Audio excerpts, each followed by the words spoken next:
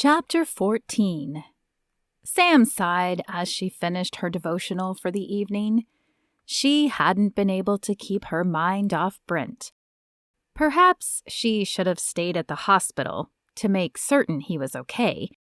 However, the prospect of running into a girlfriend held no appeal for her. She had convinced herself that by throwing energy into work, she could forget about him, but she had failed miserably. Her fingers grasped her cell phone, hovering over the keypad. Surely it wouldn't hurt to call and make sure he was okay. Brent would never need to know. After another moment of waffling, she took a deep breath and looked up the number for St. Joseph's, punching the call button before her mind changed. St. Joseph's Hospital, how may I direct your call? The feminine voice on the other end sounded friendly, which bolstered Sam's courage. Hi, I was hoping to get an update on Brent McKasson. He's a friend of mine who was in an automobile accident yesterday. Let me check. The sound of clicking keys carried through the phone as Sam held her breath, waiting. It appears Mr. McKasson checked out this morning. Like a stone, Sam's heart thudded to the floor. Oh, okay, thank you. She ended the call and stared at the screen. He hadn't called her while in the hospital or after being released. She must have imagined his attraction then. Good thing I didn't stay and make a fool of myself. The sudden vibration of the phone caused her to jump, and the device tumbled from her hand and landed face up on the carpet. A local number showed on the caller ID, but Sam couldn't place whose number it was. Hello? Sam, it's Paul. My truck's broken down at Norma's again. Can you come help? Of course. Be right there. Shoving the phone in her pocket, Sam grabbed a jacket and her keys and headed out to the truck. Paul was beginning to be one of her regular clients. His old Ford seemed to break down every other week at least.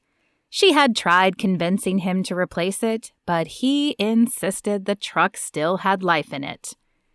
Paul's truck was parked in front of Norma's, but Sam walked past it, wanting to find out what Paul had already tried first. No need to repeat something he had already done. As the front door opened, the overpowering smell of flowers hit her. What was going on here? Norma was not the floral type. The lights inside the restaurant were dim, but light enough for Sam to see a magnificent rose arrangement on every table and covering the bar. Yellow, red, white, and pink varieties filled every bouquet.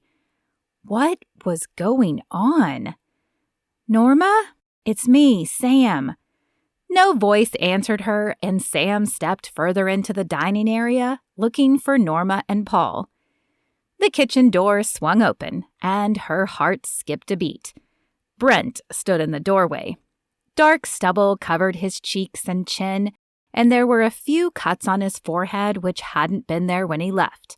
But his eyes, those warm pools of chocolate that melted her heart, hadn't changed. She wanted to rush to him, to tell him how much she missed him, but she refrained, crossing her arms instead. If he was about to spew slick words at her, she wanted her defenses intact. What are you doing here? And where's your girlfriend? Brent turned his head to the side. Julia? Julia's head poked through the doorway over Brent's shoulder. An expression of contrition covered her face, and her lips pursed together. I may have been mistaken about Trisha. It turns out she isn't pregnant, and they broke up weeks ago and didn't get back together. She threw a glare at Brent. A fact Brent could have told me sooner and saved everyone some trouble. Sam took a step back as the emotional wall came crashing down, but there were still questions she needed answers to before she allowed her heart to soar. Okay, so you don't have a girlfriend who's pregnant. That still doesn't explain what you're doing here. Brent's lips parted in a full smile, showing off his perfect white teeth. Must I spell it out for you, Sam Jenkins? I'm here for you. With light footsteps, he crossed from behind the bar to a few feet in front of Sam. You were all I thought of when I left on Monday, and the cabin seemed too quiet and empty. Then Trisha showed up, making me realize I didn't want quiet or her. I wanted you. When the accident happened, I was on my way back to Soda Spurs to see you. Her heart pounded in her chest, urging her to step into his arms. But she still had questions. But why didn't you call me? Why didn't I hear from you? With another step forward, he took her hand. Sam enjoyed the warmth that traveled up her arm. When Julia filled me in on what happened, I figured you wouldn't believe me unless I could tell you in person, but they wouldn't release me until they were sure I was all right. Evidently, I had a small concussion, but as soon as I was released, I drove here. It was torture not calling you, but it allowed me to plan this. He motioned to the extravagant flowers filling the room. Joy pulsed through Sam as his fingers entwined with hers. But what about your career? Won't you be returning to Houston soon? Yes, I do need to return to Houston. In fact, I need to fly back Thursday, but I want to spend the next few days with you. And what happens after that? Sam asked. A few days would be fantastic, but she had a business here, and Brent's life was in Houston. Could they really make it work? We'll figure that out. Brent squeezed her hand tighter. I've got plenty of money. I can drive out or fly you to Houston for weekends until we decide. I don't know what the future holds, Sam, but I'd like you in it. You're kind of my muse. His eyebrows inched up in an endearing puppy dog look as he waited for her answer. Sam looked around the room.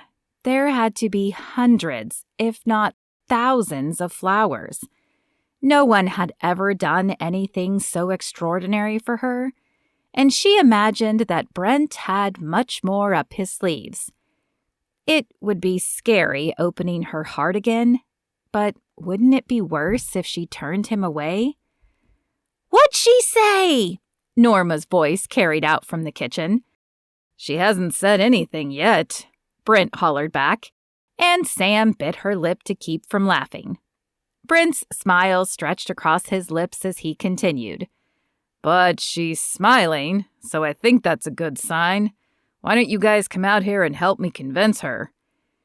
Fanny stepped out from the kitchen, followed by Norma and Paul. "So are you?" Fanny continued. "I'm going to assume there is no truck to fix." Sam dodged the question and looked at her friend. The elderly woman rolled her eyes good-naturedly. "It's called a ruse, woman. Now answer the question. Are you two dating? Because if you pass on him, I might have to scoop him up myself." The small gathering laughed, and Sam turned back to Brent. "I don't know. Are we?" Her whole body tingled as she awaited his answer. "I'd like to." "Me too." "Then kiss her already." Norma's voice broke their moment, earning a chuckle from both Sam and Brent. "It would be rude not to, since she's our host." Brent's voice was deep and husky as he lowered his face. "Yeah, I guess you're right."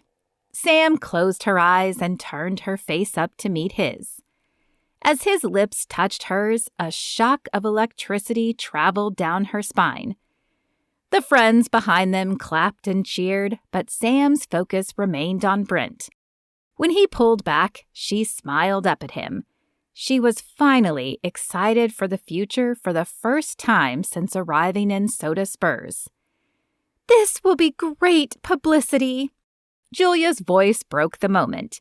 She had her phone pointed at them and was rapidly clicking what Sam assumed was the camera button. Everyone in the restaurant turned simultaneously to her. What? He's a star, and he needs to sell his movies.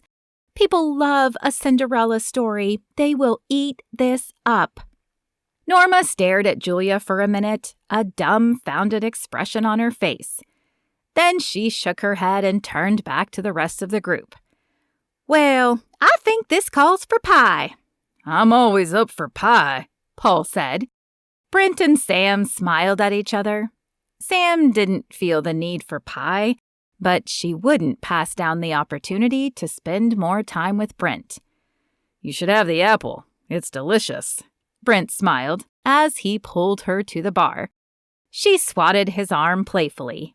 I know that. I live here, remember? I'll have a slice of apple, too, Fanny said loudly, and a big scoop of ice cream. Do you have any gluten-free pie? Julia asked, as she inspected a bar stool before gingerly sitting. Norma's deep laugh filled the room. Honey, round here we don't even know what gluten is. Julia's face flushed red. Oh, well, then maybe just a coffee, she stumbled.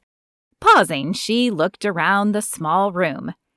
Do you have a cappuccino maker? Is she for real? Norma asked Brent. Brent shrugged his shoulders and shook his head. City dwellers, what can I say? Laughter ensued again as Norma rolled her eyes and turned to get the pie. Sam took a moment to survey the motley crew. A meddling older woman, a redneck farmer, an uptight agent, a lively cook, herself, and Brent. Before today, she would have classified him as a city slicker, but he seemed to be morphing into small-town charm right before her eyes. Sam smiled as she thought about how God could unite even the most opposite of people and make something beautiful.